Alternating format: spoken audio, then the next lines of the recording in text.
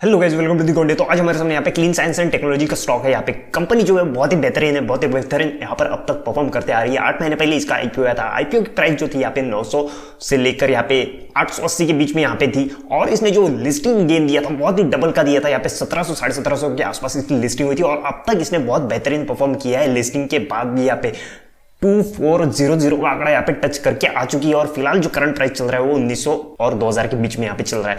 तो कंपनी जो बहुत ही बेहतरीन परफॉर्म किया अब तक, लेकिन आगे भी किस तरीके से यहाँ पे परफॉर्म कर सकती है, ये सारी चीजें और कंपनी किस तरीके की है, किस तरीके इसके फाइनेंशियल है, सारी चीजें हम वीडियो में आगे जानेंगे। तब तक आप लोग एक काम करो, वीडियो को लाइक करो, चैनल को सब्सक्राइब करो, बेल आइकन को हिट करो, और इस वीडियो से रिलेटेड कोई भी क्वेश्चन या क्वेरी होगी तो नीचे कमेंट जरूर करना, और लाइक पक्का कर देना, क्योंकि आने वाला नेक्स्ट वीडियो बनाने के लिए हमको थोड़ा सा मोटिवेशन यहाँ पे मिल जाता है। तो लाइक पक्का कर देना। तो अभी आप कंपनी के बारे में थोड़ी सी चीजें यहाँ पे क्लीन साइंस टेक्नोलॉजी किस तरीके से काम करती है, क्या काम करती है, और किस किस कस्टमर्स को सप्लाई करती है, कौन से क्लाइंट है यहाँ पे, और क्या क्या बनाती है। तो यहाँ पे सीधी सी बात बता दो, यहाँ पे एक केमिकल कंपनी है यहाँ पे। जैसे यहाँ पे टाटा केमिकल्स अलग केमिकल्स बनाते हैं, साथ ही साथ दीपक नाइट्रेट जो अलग केमिकल्स बनाते हैं, पीडीलाइट जो वो भी एक केमिकल कंपनी है। लेकिन यहाँ पे पीडीलाइट में और क्लीन साइंस में बहुत डिफरेंस है। यहाँ पे सभी कंपनी जो अलग अलग किस्म की यहाँ पे केमिकल्स जो है बनाती है, और अलग अलग टाइप के इनके कस्टमर्स होते हैं यहाँ पे। तो ये सारी चीजें आप लोगों ने ध्यान में रखनी चाहिए कि केमिकल बोलने के बाद यहाँ पे केमिकल इंडस्ट्री से लेकर केमिकल सेक्टर जो है यहाँ पे, उनको एक ही फील्ड में नहीं पकड़ना चाहिए। अलग अलग क्लाइंट्स हो सकते हैं, अलग अलग केमिकल्स हो सकते हैं उनके। ये सारी चीजें आप लोगों ने ध्यान में रखनी चाहिए। और जिस तरीके से आप लोग को पता है कि केमिकल जो सेक्टर है अभी फिलहाल बहुत बूम कर रहा है, आईटी सेक्टर से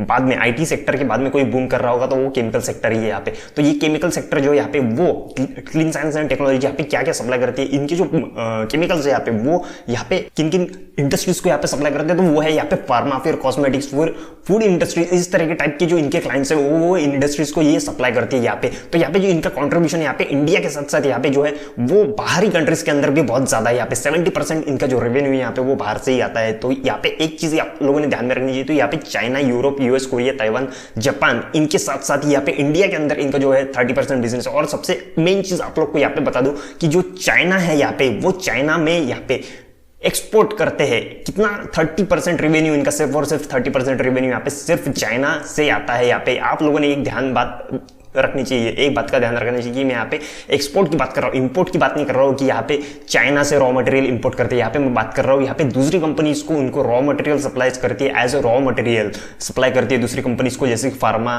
फिर कॉस्मेटिक्स, फिर फूड इंडस्ट्रीज को, ऐसे चाइना को सप्लाई करती है। 30% रेवेन्यू ये वहां से जनरेट करती है। तो ये एक बहुत अच्छी बात होती है यहाँ पे। तो अभी यहाँ पे थोड़ी सी नेगेटिव बात ऐसी भी हो सकती है, यहाँ पे आपको लगता होगा कि चाइना इंडिया के वॉर के बाद में ऐसी सभी सिचुएशन यहाँ पे होती रहती है, यहाँ पे दोनों का खटकता रहता है, और यहाँ पे जैसे हम उनके ऊपर बैन लगाते हैं वो भी हमारे कंपनी के ऊपर यहाँ पे बैन लगा सकती है। तो ये सारी चीजें ना यहाँ पे थोड़ी सी नेगेटिव लगती है, लेकिन यहाँ पे ऐसी चीजें नहीं होती है। सभी को पता है कि यहाँ पे रॉ मटेरियल की जरूरत यहाँ पे किस तरीके की पड़ती है। यहाँ पे किसी ने किसी के ऊपर बैन लगा दिया तो किस तरीके की उनको कंट्रीज को यहाँ पे जो डिफिकल्टीज होती है वो सारी की सारी होती है। तो ये सारी चीजें यहाँ पे थोड़ी सी बाजू में रखने वाली है यहाँ पे। तो अभी बात करते हैं यहाँ पे कंपनी जो है यहाँ पे वो किस तरीके से काम कर रही है, किस तरीके से उसका परफॉर्मेंस हो रहा है। जैसे कि मैंने आप लोग को पहले ही कहा था कि इसका जो आईपीओ वो 800-900 रुपए के बीच में यहाँ पे आया था। तो 800-900 के बीच में यहाँ पे आने के बाद इसकी लिस्टिंग जो बहुत शानदार हुई थी, यहाँ पे 1700-1750 के आसपास पैसा डबल करके दिया था यहाँ पे। लेकिन उसके बाद भी ये आंकड़ा जो है यहाँ पे अभी तक कम नहीं हुआ है कि नीचे चला गया। ये कंपनी जो है वो अभी भी बहुत बेहतरीन परफॉर्म कर रही है। जो इसका आंकड़ा है अभी 2500-2700 के आसपास यहाँ पे टच करके आ चुका है। फिर भी यहाँ पे जैसी सिचुएशन चल रही है, यहाँ पे यूक्रेन रशिया वॉर चल रही है यहाँ पे, उस वजह से जो ग्लोबल सिचुएशन क्रिएट हो रही है, ग्लोबल क्राइसिस क्रिएट हो रहा है, उस वजह से भी यहाँ पे स्टॉक के ऊपर ज्यादा इफेक्ट, बहुत ही ज्यादा इफेक्ट नहीं देखने को मिल रहा है। जैसे कि आप लोग को लग रहा होगा कि 2700 रुपए के आसपास जाके आ चुका है, और अभी इसका जो प्राइस चल रहा है वो 1900-2000 के आसपास चल रहा है। ये इफेक्ट नहीं तो क्या, ये सीधी सी बात है यहाँ पे। जो अब 2700 रुपए के आसपास चल रहा है, इतना ऊपर जा चुका है, इतना 52 वीक्स के हाइज लग चुके हैं, तो ऑब्वियसली यहाँ पे प्रॉफिट बुकिंग होनी है यहाँ पे। और ये सारी चीजें जो यहाँ पे जनवरी फरवरी मंथ के स्टार्टिंग में हो चुकी थी, ये सारी की सारी बातें यहाँ पे। और ये जो बात में यहाँ पे इफेक्ट देखने को मिला है 1900-1800 रुपए के आसपास आना, ये थोड़ी सी इफेक्ट तो यहाँ पे मार्केट के ऊपर पूरा पड़ा है। तो क्लीन साइंस टेक्नोलॉजी के ऊपर भी थोड़ा सा यहाँ पे पड़ेगा, लेकिन यहाँ पे 52 वीक्स के लो पर आके नहीं टिका है। जो लिस्टिंग प्राइस थी उसके नीचे भी नहीं गए अभी तक, और जो एक्चुअल में आईपीओ प्राइस थी यहाँ पे, बहुत सारे स्टॉक्स है यहाँ पे जो उसकी आईपीओ प्राइस है उससे भी नीचे आ चुके हैं। यहाँ पे जो इश्यू प्राइस थी उससे भी नीचे आ चुके हैं, और बहुत उससे भी नीचे जा चुके हैं। तो अभी भी क्लीन साइंस एंड टेक्नोलॉजी यहाँ पे टिका हुआ है। किस वजह से यहाँ पे, तो वो एक वजह ऐसी है कि कंपनी बहुत ही स्ट्रांग है, फाइनेंशियल बहुत स्ट्रांग है, बैलेंस शीट बहुत अच्छी है इसकी। एक बार प्रॉफिट एंड लॉसेस के ऊपर इनका ध्यान हम दे यहाँ पे, तो पिछले 5 साल के यहाँ पे जो आंकड़े देखने को मिल रहे हैं कंटिन्यूसली यहाँ पे बढ़ते हुए। जैसा कि आप लोग जानते हैं केमिकल सेक्टर जो है यहाँ पे पहले कोविड से पहले यहाँ पे थोड़ा सा मंदा था, बहुत ही स्लो चल रहा था यहाँ पे, लेकिन उसके बाद में जो एक बहुत ही ग्रोथ देखने को मिली है वो भी इसके अंदर देखने को मिली है। यहाँ पे बहुत ही स्ट्रॉन्ग कंपनी हम कह सकते हैं इसको, लेकिन उतना भी नहीं जिस तरीके से यहाँ पे पीडीलाइट का है, टाटा केमिकल्स का है, और फिर यहाँ पे दीपक नाइट्रेट ग्रो कर रहा है यहाँ पे, तो उससे थोड़ी सी कम है यहाँ पे, लेकिन इतना भी नहीं कह रहा हूँ मैं कि यहाँ पे बहुत ही लो क्वालिटी कंपनी यहाँ पे बहुत ही बेहतरीन परफॉर्म कर रही है यहाँ पे। ये एक चीज आप लोगों ने ध्यान में रखनी चाहिए। उसके बाद में यहाँ पे जो आंकड़ा हमको दिख रहा है, सेल्स का आंकड़ा, यहाँ पे रेवेन्यू का आंकड़ा है, वो कंटिन्यूसली यहाँ पे बढ़ता हुआ है। 512 यहाँ पे जो आंकड़ा हमको दिख रहा है यहाँ पे मार्च 2021 का, वो 512 करोड़ का है यहाँ पे। उसके बाद में एक चीज आपने बहुत ही अट्रैक्टिव है यहाँ पे वो देखनी चाहिए, वो है यहाँ पे